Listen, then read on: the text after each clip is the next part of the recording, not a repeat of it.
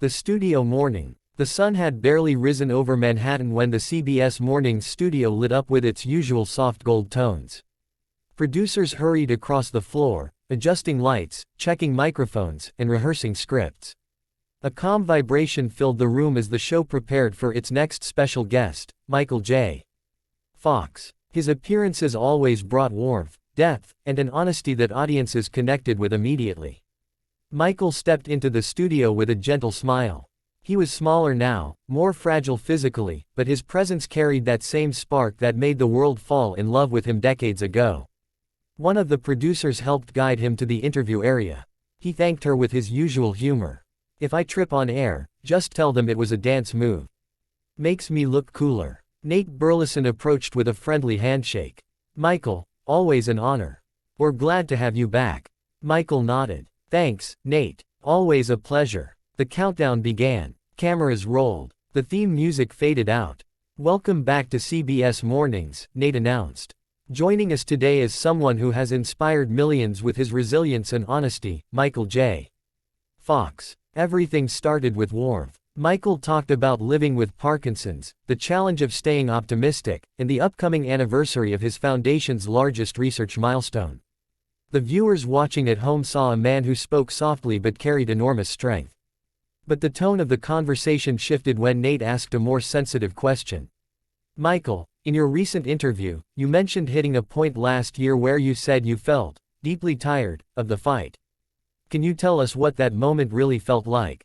The studio went quiet. Michael didn't immediately respond. His face tightened slightly. "I didn't say I was tired of the fight," Michael replied slowly. "I said it was a tough day. There's a difference." Nate nodded, but continued pushing gently. "But you did say you reached a point where you felt overwhelmed. People want to understand, was that a breaking point?" Michael's eyes sharpened. "Nate, I've been overwhelmed for 30 years. But overwhelmed doesn't mean defeated.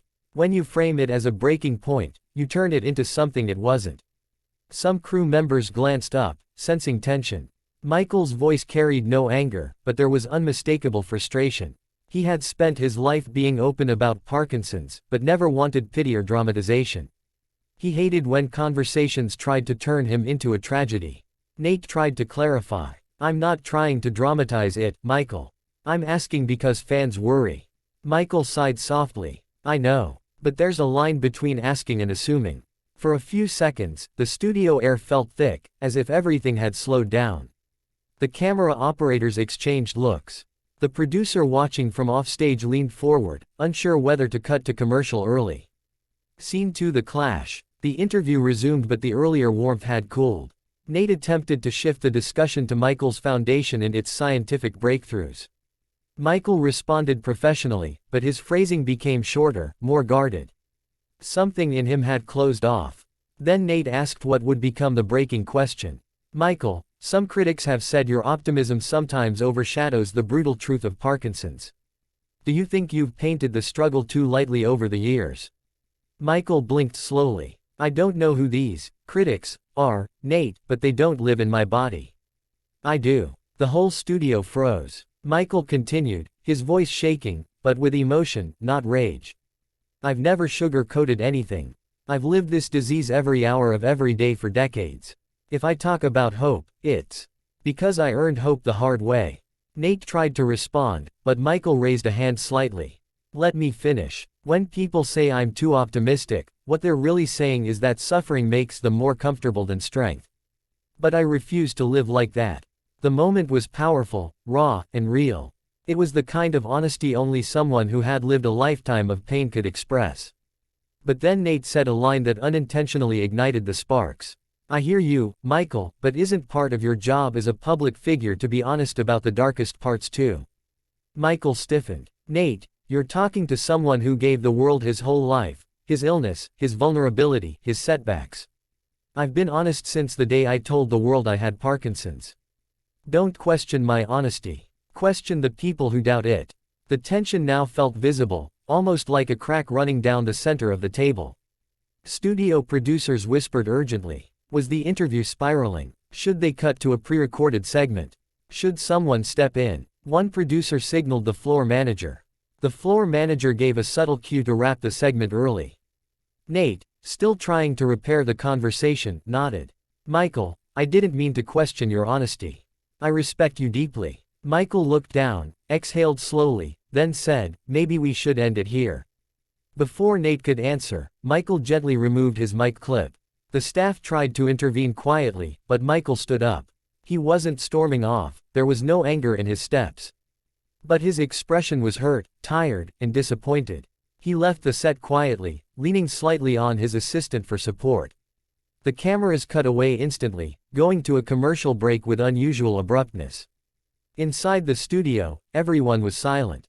Scene 3 Aftermath. Rumors spread online within minutes. Someone on set tweeted, Michael J. Fox walked off CBS Mornings after disagreement with Nate Burleson. Another account exaggerated it to, kicked off. Clips circulated, edited out of context. Comment sections erupted with speculation. Michael didn't immediately respond publicly. For him, it wasn't about drama, it was about the weight of living with a disease that never let him rest.